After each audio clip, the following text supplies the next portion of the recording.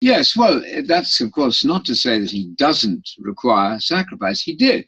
So that statement simply stresses the fact that loyalty to God is the first thing. Alas, though, because that loyalty has been broken, he does demand sacrifice, ultimately to sacrifice his son. So there again, you get sometimes attentive people say it's not that, but it's that. Very often in scripture, both things are true in different senses. So my concept is that blood then is the symbol of life.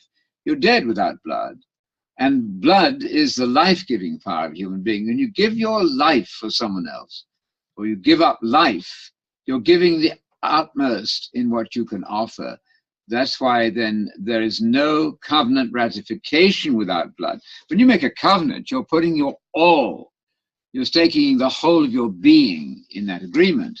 And so you do it by the shedding of blood. I would imagine that would be the idea behind it. Again, a rather easy idea. I've suggested that if you had a little lamb that nearly died at birth and you fed it, nourished it, kept it warm at night, and it grew up to be a big, strong sheep, and then you tell a whopping lie to your mother, and your mother says, now, for that lie, you ought to slaughter that animal. You would know what it means to kill a beloved item.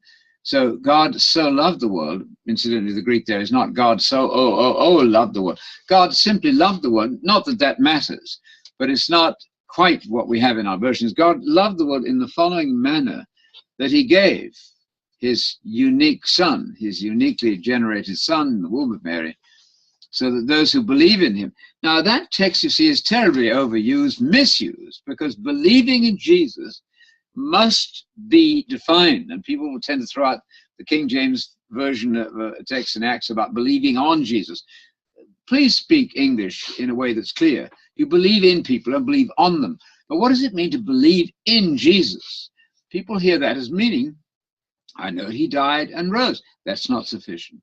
You must believe the words of Jesus and also in his death and resurrection. So the gospel has been emaciated and reduced in many circles. We need to define belief in Jesus as obedience to his words. This is not works as distinct from grace.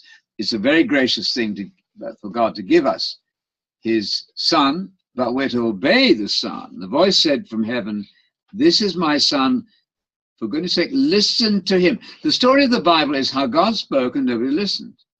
That's the story of the Bible. That's the tragedy of the human race.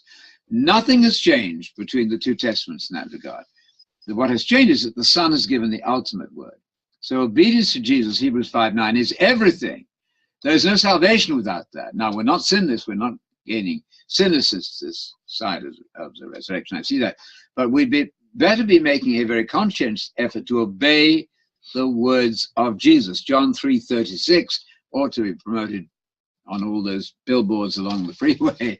And that's the one that says, if you believe in Jesus, you're doing well. If you disobey Jesus, you're doing very badly. The wrath of God is hovering over you. John 3:36.